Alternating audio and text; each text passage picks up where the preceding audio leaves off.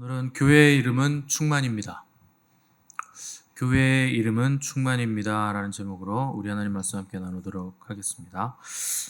교회 다니시는 분들이 좋아하시는 그 단어가 여러 가지가 있을 텐데 충만이라는 단어를 좋아하시는 분들도 적지 않을 겁니다. 대개 이제 원하시는 것이 성령 충만 이런 것들을 이제 원하시는데 충만이라는 단어 그 자체로 굉장히 꽉 차고 넘치는 거기 때문에 좋을 수밖에 없죠. 근데 단어 자체로는 좋은데 실제로 충만을 느낀다 하는 것은 또 별개의 문제입니다. 특별히 우리가 에베소서를 살피면서 교회론을 우리가 자세하게 보고 있는데 에베소서에서는 교회의 다른 이름을 충만이다 이렇게 부르고 있습니다. 교회가 충만이라 하면 너무나 듣기 좋은 말이긴 한데 실상 우리가 교회된 우리가 충만을 느끼고 있는가, 경험하고 체험하고 있는가 하는 것을 묻는다면 상당히 많은 분들이 회의적으로 대답을 할 겁니다. 그러면은 뭐 우리 시대의 교회가 충만이 아니라면 다른 시대의 교회는 충만했는가 이걸 찾아본다고 해도 딱히 정말 충만했던 교회를 찾을 수가 있나 싶을 만큼 충만이라는 걸 찾기 굉장히 어렵죠. 뭐 그도 그럴 것이 우리 시대 교회가 크면 비난의 대상이고 작으면 멸시의 대상으로 전락했기 때문에 교회 안에 있는 우리 스스로가 교회의 충만을 아무리 눈 씻고 찾아봐도 그 별로 충만하지 않은 것 같은 느낌을 많이 받으실 겁니다. 그렇기 때문에 교회가 충만이라고 하면 뭔가 석연치 않다 이런 느낌을 받을 수밖에 없죠. 그런데 사도 바울은 오늘 본문에서 교회에 대해서 얘기하기를 교회는 그의 몸이니 만물 안에서 만물을 충만하게 하시는 이에 충만합니다. 이렇게 표현을 했는데 바울이 이 편지를 에베소 교회에 썼습니다. 당시 에베소 교회에서 교회가 충만이다 이렇게 얘기하면 아마 별소리를 다 하시네 뭐 이런 정도의 반응을 했을 겁니다. 왜냐하면 당시 에베소라는 지역 자체가 우상 숭배가 굉장히 만연한 지역입니다.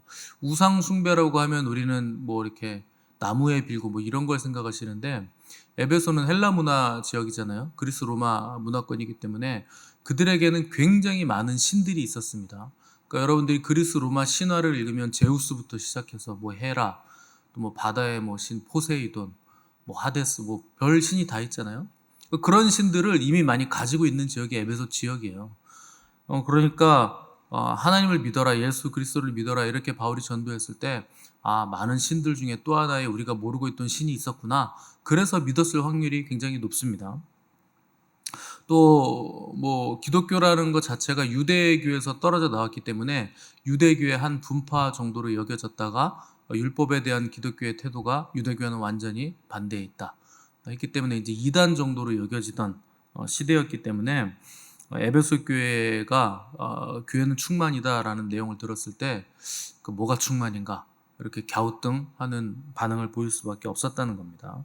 그러면 뭐 에베소는 이방인 지역이니까 그럼 유대인의 교회인 예루살렘 교회는 충만했는가 이렇게 본다면 오히려 결핍이면 결핍이지 충만은 아닙니다. 왜냐하면 예루살렘에 기근이 들었을 때 이방인 교회들이 연보를 걷어가지고 예루살렘 교회에 갖다 줘야 됐을 정도로 예루살렘 교회는 가난했고 결핍이 굉장히 심했던 교회였다는 거죠. 그러면 다른 시대의 교회는 충만했는가 묻는다면 그것도 회의적이죠. 물론 한때는 교회가 돈이 많고 힘을 거머쥐는 바람에 교회가 세상을 다스리던 시대가 분명히 있었습니다. 그 중세시대 때는 그랬는데 그럼 그때 교회가 충만했는가 역사적으로 본다면 교회는 타락의 온상이었어요. 그러니까 교회는 힘을 얻고 돈이 많아지면 급속하게 타락합니다. 그러니까 그걸 충만이라고 부를 것인가 묻는다면 그것도 역시 회의적이죠. 그럼 도대체 뭐가 충만인가? 왜 교회가 충만한가? 오늘처럼 뭐 큰 건물, 재정 빵빵하면 충만한가? 뭐 당연히 그렇지 않다는 거 여러분들이 이미 다 아실 것이고 그러면은 크면 충만하지 않으니까 작아야 충만한가? 뭐 그것도 아니고 아무리 생각해도 교회가 생긴 이래 교회는 충만한 적이 한 번도 없었던 것 같다. 이런 결론에 이를 수밖에 없다는 거죠. 그런데 성경은 왜 교회를 충만이라고 부르는가 하는 겁니다. 도대체 왜 우리는 교회를 충만이라고 느끼지 못하고 교회된 우리도 충만을 못 누리는가? 충만에 대한 우리의 개념과 생각이 왜곡됐기 때문에 그렇습니다. 이게 가장 큰 문제죠. 우리가 느끼는 충만에 대한 개념은 굉장히 세상적이에요. 그래서 교회가 충만하지 않다고 우리가 느낄 수밖에 없다는 겁니다. 자, 교회의 충만을 이해하려면 15절부터 23절을 우리가 쭉 봐야 됩니다. 그러니까 이 15절부터 23절이 한 문장이에요. 끊어진 문장이 아니에요. 바울의 그 에베소 교회를 향해 중보 기도의 제목이 있었다는 거 우리가 이미 살펴봤죠. 그래서 기억하시겠지만 첫 번째 기도는 지혜와 계시의 영을 달라는 거. 이게 첫 번째 기도였고, 이 지혜와 계시의 영을 통해서 하나님을 알게 해주십시오 하는 게 첫 번째 기도 제목이었습니다. 또한 우리 마음의 눈을 밝혀주셔서 부르심의 소망이 무엇인지 알게 해달라는 것이고, 그리고 성도 안에서 그 기업의 영광의 풍성함이 무엇인지 깨닫게 해주십시오. 이게 세 번째 기도 제목이었고, 마지막 네 번째는 그의 힘의 위력으로 역사하심을 따라 믿는 우리에게 베푸신 능력의 지극히 크심이 어떠한 것을 알게 해달라 하는 것이 바울의 네 가지 중보기도 제목이었습니다. 기억이 나시죠? 네. 바로 앞에 구절이니까 기억을 하셔야 됩니다. 자, 그리고 나서 이 네 번째 능력의 지극히 크심이 어떠한 것을 알게 해주시기를 구하면서 하나님의 능력의 지극히 크심이 어떠한 결과를 가져오는가에 대해서 또 네 가지로 설명을 해놨는데, 첫 번째, 그의 능력이 그리스도 안에서 역사하사 죽은 자들 가운데서 다시 살리셨다. 하나님의 능력이 부활의 능력이라는 거예요. 이게 첫 번째 하나님의 능력이라는 것이고, 두 번째, 그렇게 예수 그리스도를 다시 살리셔서 그리스도를 하늘에서 자기 오른편에 앉히심으로 그분의 우주적 권위와 모든 통치와 권세와 능력과 주권과 이 세상뿐 아니라 오는 세상에 일컫는 모든 이름 위에 그리스도를 뛰어나게 하셨다. 이것이 하나님의 능력이 하시는 두 번째 일이라는 겁니다. 그리고 세 번째, 그렇게 해서 만물을 그리스도의 발 아래 복종하게 하셨다. 그리고 나서 마지막으로는 예수 그리스도를 교회의 머리가 되게 하시고 교회를 그의 몸이 되게 하셨다. 그래서 교회가 도대체 뭔가에 대해서 설명하기를 만물 아래서 만물을 충만케 하시는 이의 충만함이 바로 교회다. 이렇게까지 오게 된 겁니다. 그러니까 하나님의 능력의 지극히 크심이 어떤 역사를 일으키셨는가?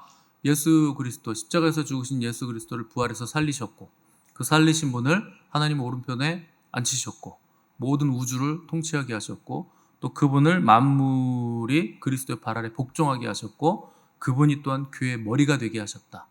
그러니까 충만하신 예수 그리스도께서 교회의 머리가 되셔서 교회를 그분의 지체로 붙여주셨기 때문에 교회가 충만이다 하는 것이 지금 바울의 논리의 흐름입니다.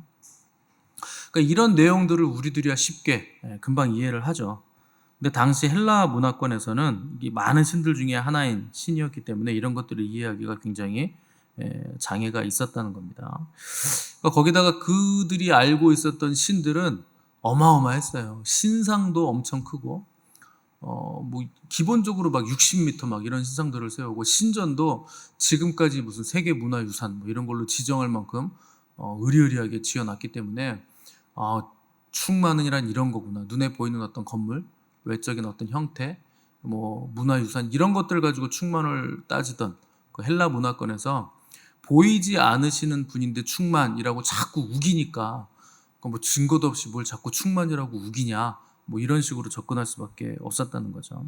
그러니까 뭐 기업의 풍성함, 능력의 충만함, 뭐 만물을 복종하게 이런 게 전혀 실제로 다가오지가 않더라는 겁니다. 그래서 바울이 얘기하기를, 그래, 그런 거 잘 안 느껴지지. 그래서 너희들에게 그런 걸 느낄 수 있게 주신 구조가 있는데 그게 바로 교회다. 바울이 지금 그렇게 설명을 하고 있는 거예요. 왜냐하면 그분 안에 만물이 있고 만물이 그분에게 복종하는데 그분이 교회의 머리가 되셨기 때문에 교회된 너희가 바로 그분과 함께 일심동체이기 때문에 충만이다. 이걸 설명하는 거죠. 개인적으로는 느끼지 못할 거다. 그런데 너희들이 구조 안에 들어가 있으면 구조적으로는 느낄 수 있다 하는 것이죠. 그래서 교회라는 구조를 우리에게 세워주셨다는 겁니다. 그러면 교회가 만물 아래서 만물을 충만케 하시는 이의 충만이라 하는 것은 과연 무슨 의미인가? 여전히 우리는 충만하지 않은데, 도대체 뭐 신앙생활이 처음에는 좀 충만한 것 같았는데, 충만 비스무리한 것 같았는데 갈수록 점점 기분이 나빠지고 있는데 도대체 뭐가 충만이라는 것인가? 바울이 이거를 어떻게 설명했느냐? 에베소서 5장에서 결정적인 비유를 들어서 바울이 충만을 설명합니다. 여러분 우리 5장으로 한번 넘어가 보세요. 2장을 넘기셔서 5장 22절.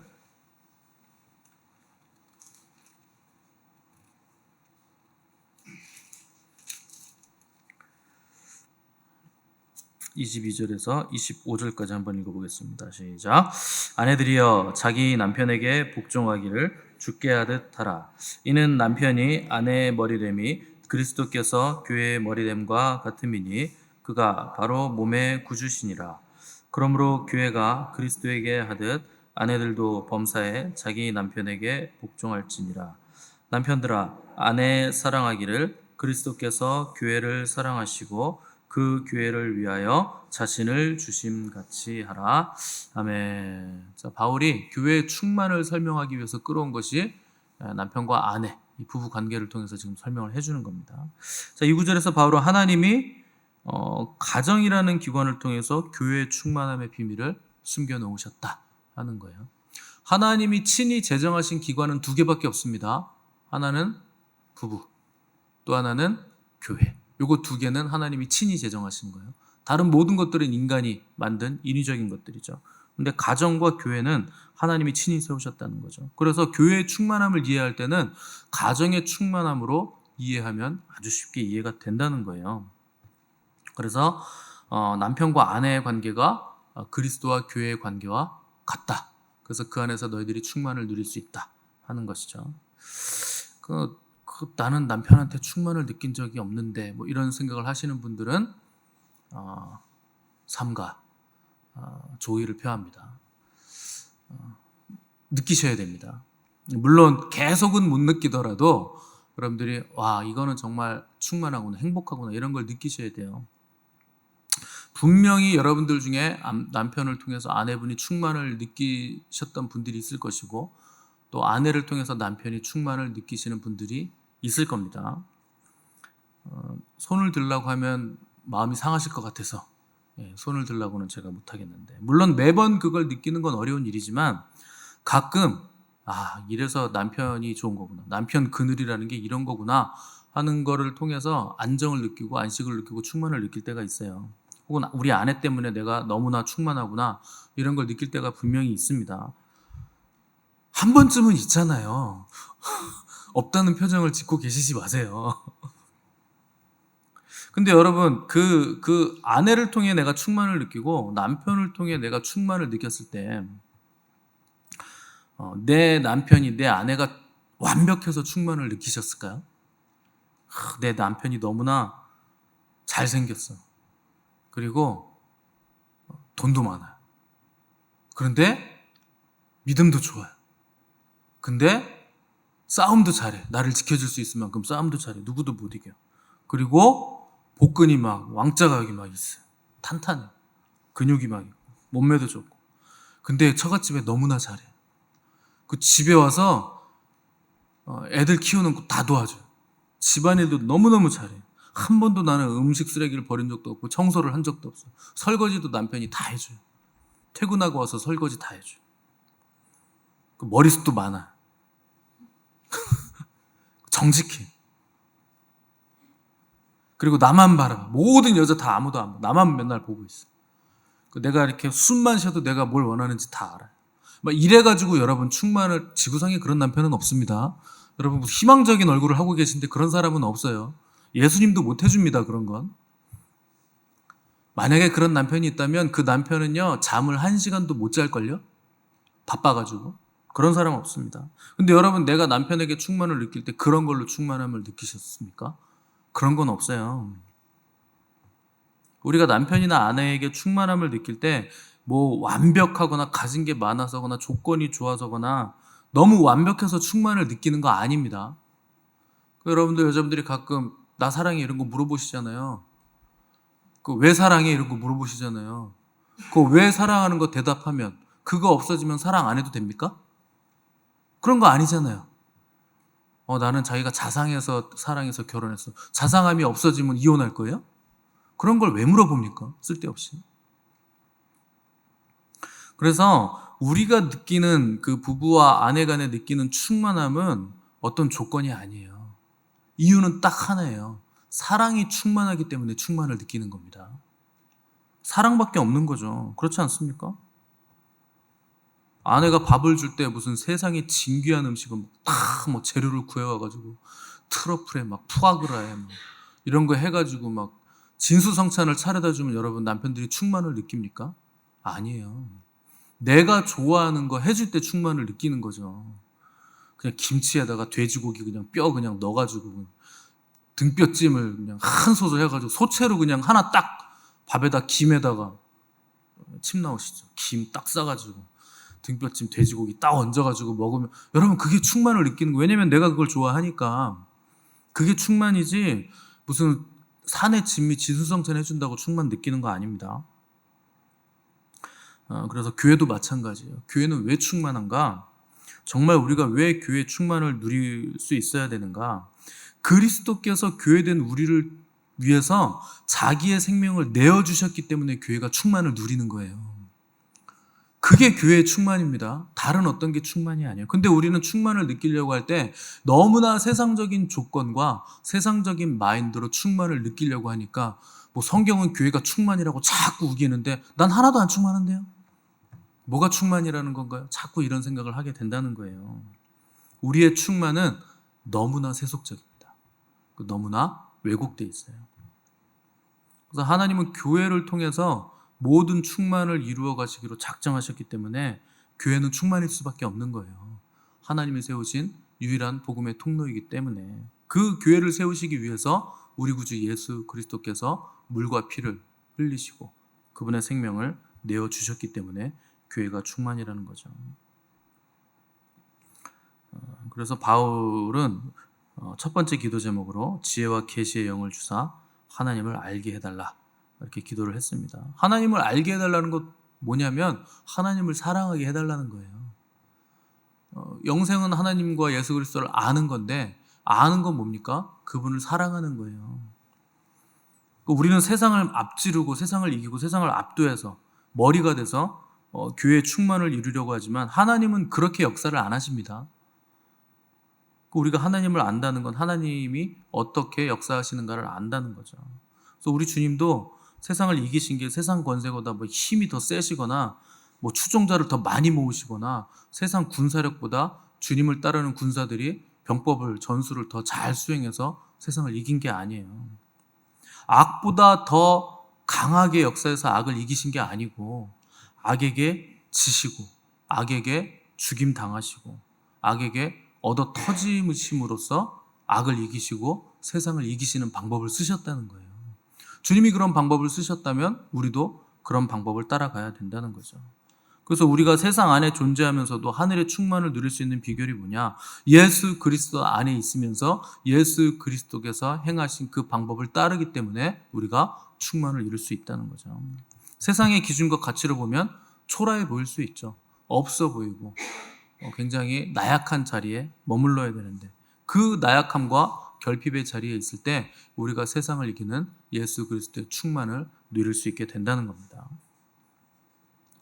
그래서 우리의 시선으로는 여전히 교회가 충만하게 보이지 않을 수 있겠죠. 그런데 그렇게 생각이 되고 그렇게 보여진다면 우리의 생각이 왜곡됐기 때문에 그런 것이지 교회가 충만하지 않은 것은 아니라는 겁니다.